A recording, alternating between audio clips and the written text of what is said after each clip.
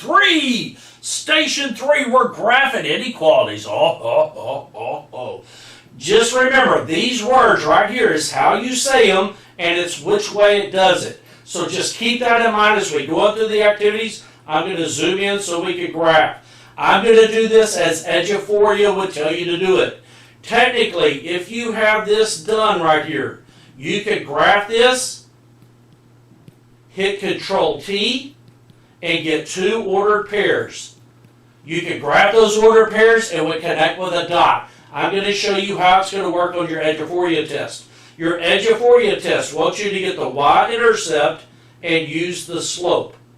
Okay, our slope is 3 over 4. That means we go up 3 and right 4, don't we? Okay, so our y-intercept's -1. My slope tells me to go up 3, 1, 2, 3, and then 1, 2, 3, 4.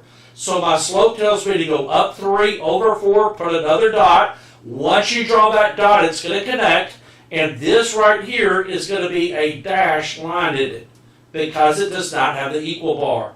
So this dashed line is going to look like this. Now then, since it's greater than, you shade up. So we are going to shade up here. That's where you would put it. On your test, you'll just click above the line. Remember, greater than is up, less than is down. Let's draw this. If you go up, you get greater than. If you go down, you get less than, okay? Greater than's up, less than's down. Let's go to the next one.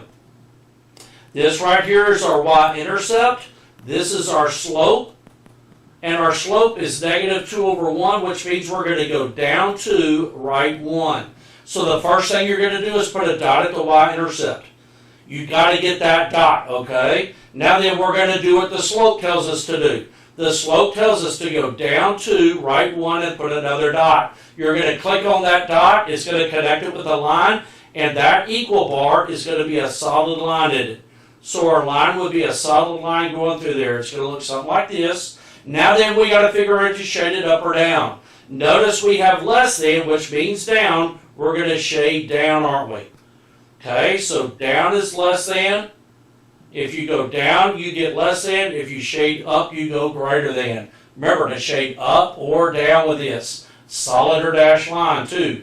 Okay, on this one, it's not solved for X or Y, so this is going to be kind of tough. But we know we're going to have a dashed line. So let's write this over to the left, and we've got to get the Y by itself. We're going to move the X across. Now then, we're going to divide by -2. And when you divide by -2, this is going to flip.